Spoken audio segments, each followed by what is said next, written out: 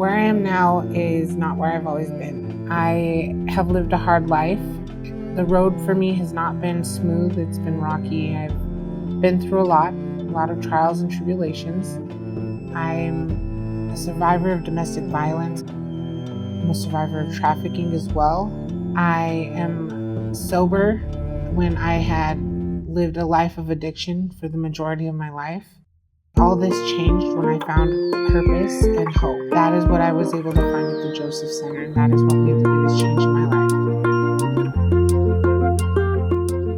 life. Hi everyone, it's me, Mona Highline here again, and you're having coffee with Mona. And I just need to do this disclaimer. So if you saw my video with Penny, we were both wearing yellow. We did not plan that. And neither did Jessica and I today.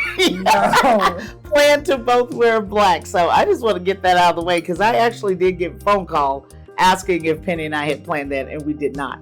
And that just goes to show you how in tune our staff is with each other, that we even show up to work all wearing the same thing. And I think there's 4 or 5 of us in black today. Yeah. And that was not on the itinerary. So just getting that out of the way. I want to thank you for joining us again. It's always a pleasure to have you tune in to us. And we're going to sit, and I want to introduce to you someone very dear to my heart, Jessica Martinez. Hi, everyone. Welcome, welcome, welcome. Thank you. Jessica does so much here. She's another one. I guess all of us wear about 4 hats. And Jessica is our events coordinator. She's an intake specialist. She's a translator. Am I missing something? Sometimes front desk, sometimes kitchen. But those are her main top three. She does our events. She does our intakes. She's a case manager, and she also is our number 1 interpreter. We have 3 here, but you're certified in that now, right? Yes. So what is the proper title? Because I'm going to jack it up. Community interpretation. Okay. So that means... I'm certified to interpret community-based conversations and any conversations that come through the door here. Basically just saying that not yet certified in law or medical.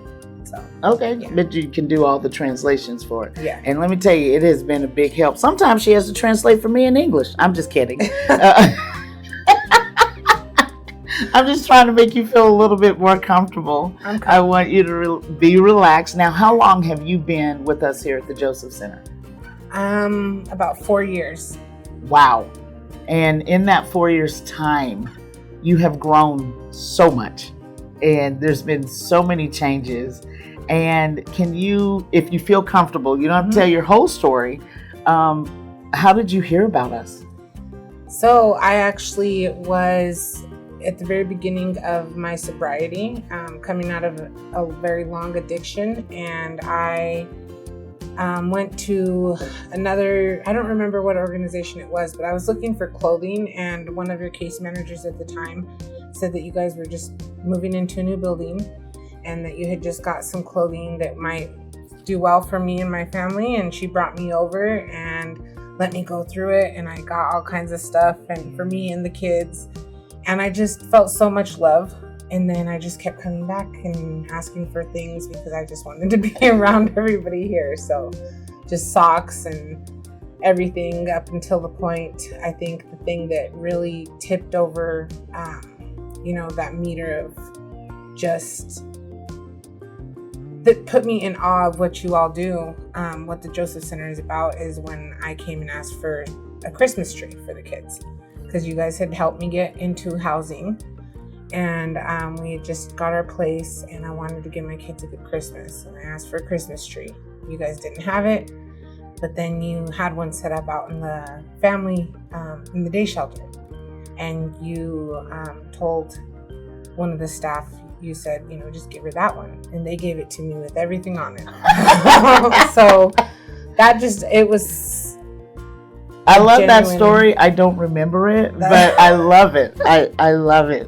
Keep going. I'm sorry. It's okay. It was genuine generosity and genuine care for us, and I was in awe of how much you guys actually cared about us, and for you guys to just take what you had already out there and give it to us. And it was a small thing, but it was so big at the same time. Sure, sure. So, it's amazing how little things are so huge to some people where you don't think that way, right? We don't normally think that just giving somebody a Christmas tree could change their whole life. Yeah, and I remember another instance as well where I came in and you were busy, so another one of our staff, Brianna, pulled me into the office and talked with me, and she shared her story with me, and that was when it clicked. I've always wanted to help people, and I've always wanted to be in a position where I could give back.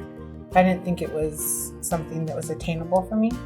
I haven't had schooling. I had all these things in my life that I had done wrong, so I didn't think that was going to be something that was attainable. And she gave me hope, and I looked at her and I was like, she's a human being, I'm a human being, like, what's the difference? Right. If I feel like I'm capable, so why can't I? And so that gave me hope to try.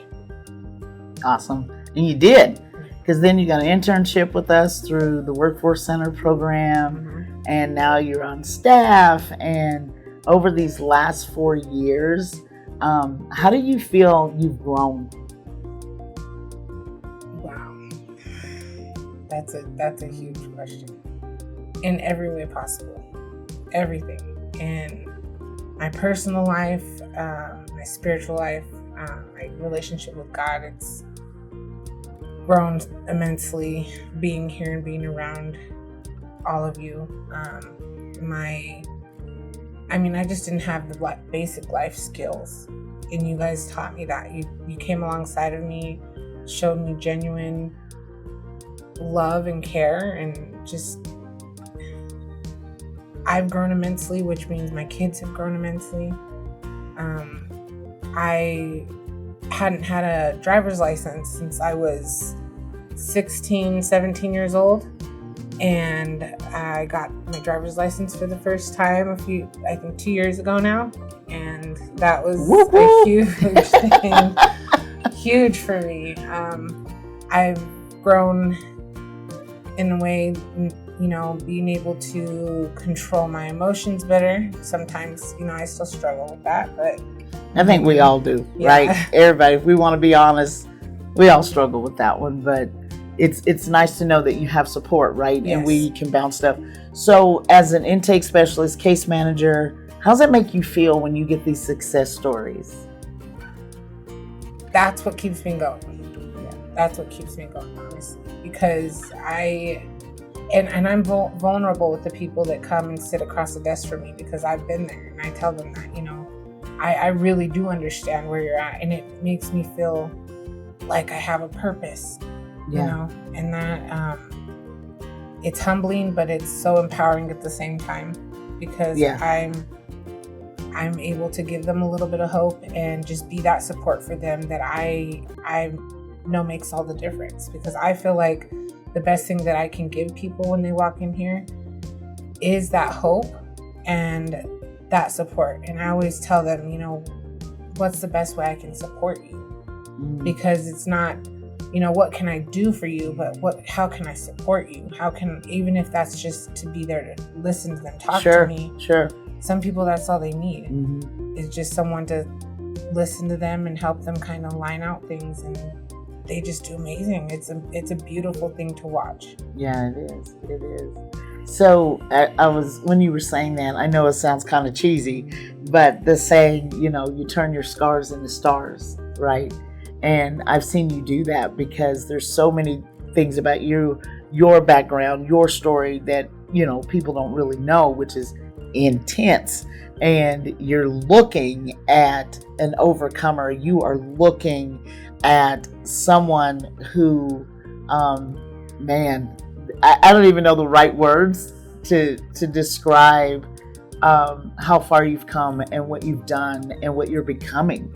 And I've seen the transformation, right? And but it's so inspiring for me to see you walk in this journey and doing it here at the Joseph Center, and being able to apply your past experiences and your growth and you're able to impart this in the lives of other people and to assist them. And I love what you said, how can I support you? And it's not just about, this is what we do, this is what we don't do. How can I support you? That's powerful. That's powerful to me. Thank you. I wouldn't have grown without you all. I think that, and I try to learn from you every day. I literally, I do. I'm kidding. I know you're serious, but yeah, I appreciate that. I learn from you. I learn from everybody, all of the staff. I just watch it all and take it in and try and learn and apply it. And what I've learned from you is trying to see the best in other people. You saw in me more than I saw in myself when I first came here. And you saw value in me that I couldn't see at that time. So I try to do that for other people and just, let them know you are valuable. You have so much to give, and even though you don't see it, it's there. Mm-hmm. And I think that's what's made a difference in my life, is just being given that chance to see that in myself and given the chance to show other people that. Sure. You think you have room for improvement? Oh, yes. Of course. Yeah. And we all do, right? Yeah. But you've got the computer skills, you got the translation down, you got our system down. I mean, she had to come and show me how to use our software to do an intake. It was pretty funny. So, but I appreciate you teaching me how to do that. It was pretty cool. And on an average, you guys have anywhere from 60 to 50 people referrals in the queue every day. Consistently, yes. And that is a lot of intakes. And those are referrals that come into the Joseph Center on a daily. And we are doing our best to reach those people as fast as we possibly can. Yes. And I know it gets frustrating, and I know that at times some of the cases and the stories that you hear, they become very taxing, very weighing. And I ask everybody this, I ask Bree this, I ask Penny this, I'm going to ask you this. How do you find balance with that? Honestly, the way that I deal with that is my faith. I struggled with it a little bit in the beginning. I'd take things home and I'm like, it would hurt when I couldn't fix somebody's problem or do something for somebody. But now I go home and I'm like, God, whatever I can't do for them, you can. So I thank you for trusting me with this person, and I'm going to try and do right by you. And whatever I couldn't do, I know it's in your hands, and I just give it back to him. So that's what helps me. Yeah, I mean, I do that too. But so what about your soul care, your self-care? I'm working on it. I'm laughing because I totally get it. It took me a long time to figure out what that was, what that looked like for me. I think I'm on the right journey to figuring this out. So, a lot of times it's funny, but I'll just go home and just put on something kind of emotionless, like it's like Hallmark movies. And see, I like cartoons. See, the old cartoons like Flintstones, Jetsons. I like all the oldies, and I can check out, right? Because that's what I do. Bugs Bunny and them, if somebody blows up, they back to normal within, 10 seconds. So it's not like it's over. They, and that's an... Yeah. And mine are the cheesy Hallmark ones that I know what's going to happen already. So I can just kind of stare and just process things that happen. Yeah. Kind of just relax. But you sing too. Yes. You sing. I sing on the worship team. Yeah. That's so huge. Let's switch hats here and let's talk about the events. You just kind of stepped into that role and just kind of filled it. We had a gap here. Yeah. And in 10 years, the Joseph Center has never done an annual or type of fundraiser. Yeah, in 10 years, right? Yeah. We did the one big one, which was the food truck. What was it? Family Fun Food Truck Friday. Woo! Say that 5 times fast, right?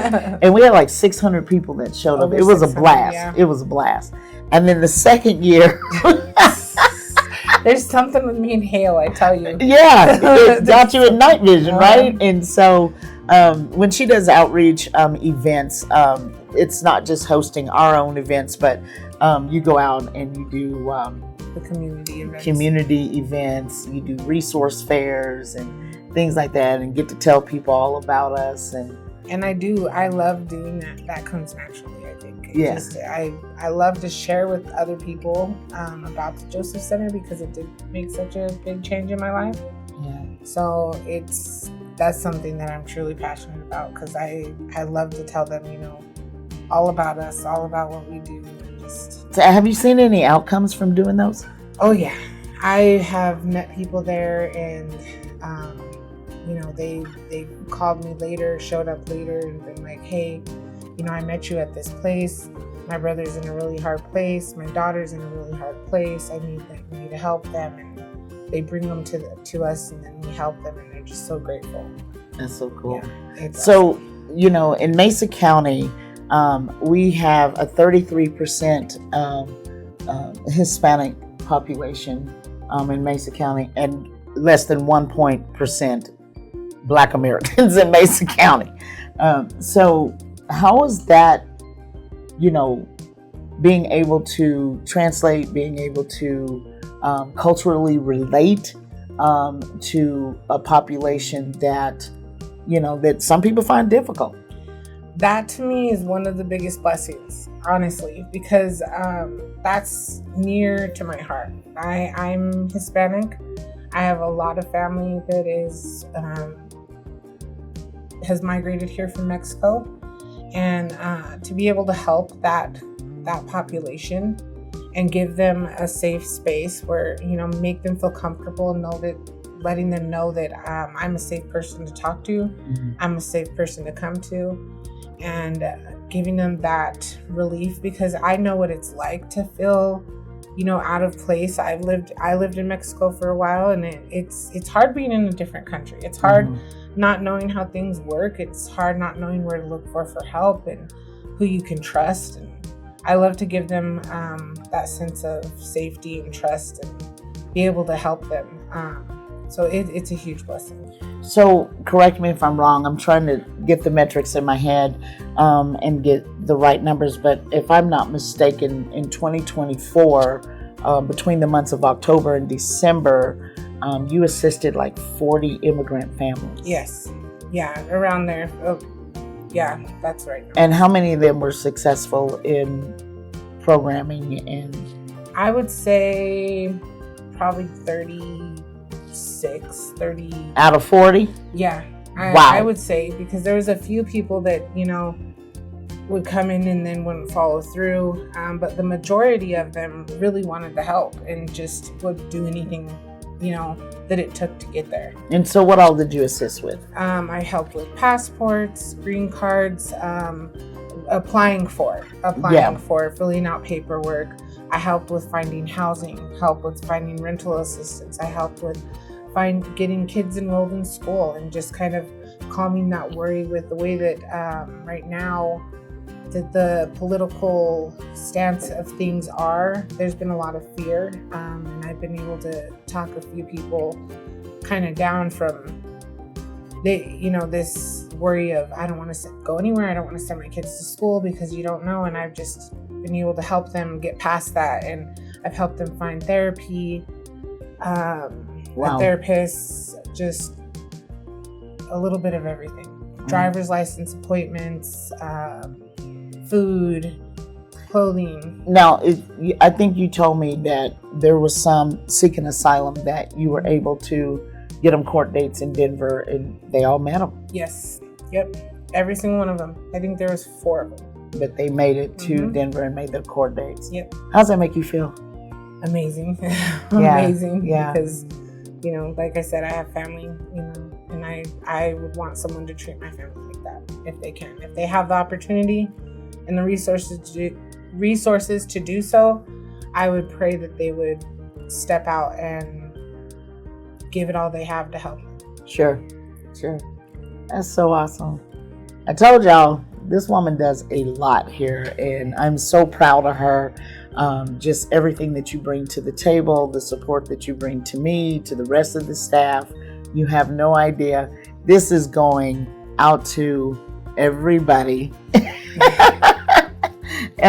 So I just, I believe in giving kudos and accolades where it is needed. And you don't always hear it from me all the time. You hear me scream a lot. But, not in a bad way. No. I don't know. No. Thank you. Thank you so much. Anything you want to add? Just, if there's anybody watching and you're needing help, if you're in a hard place, if you just need some support, if you need family, if you need anything, you can reach out to us. We're here. We genuinely are here because we want to be here. This is our hearts. This is what we do because we love it. Because it's not the pay.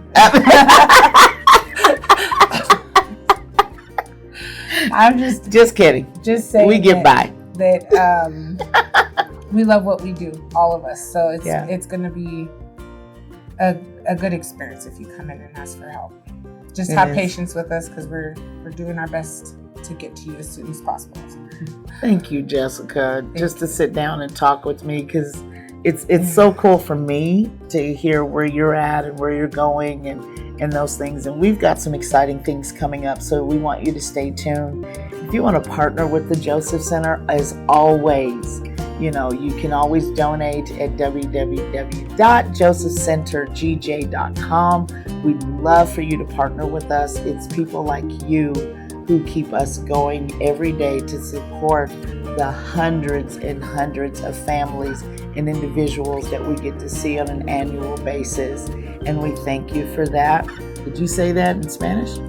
Para todos lo que necesitan ayuda, aquí estamos. Para las personas que quieren donar a nosotros, es una gran ayuda para toda la comunidad. Y estamos de más de agradecidos para todos. Thank you, guys. Keep tuning in. More stories to come.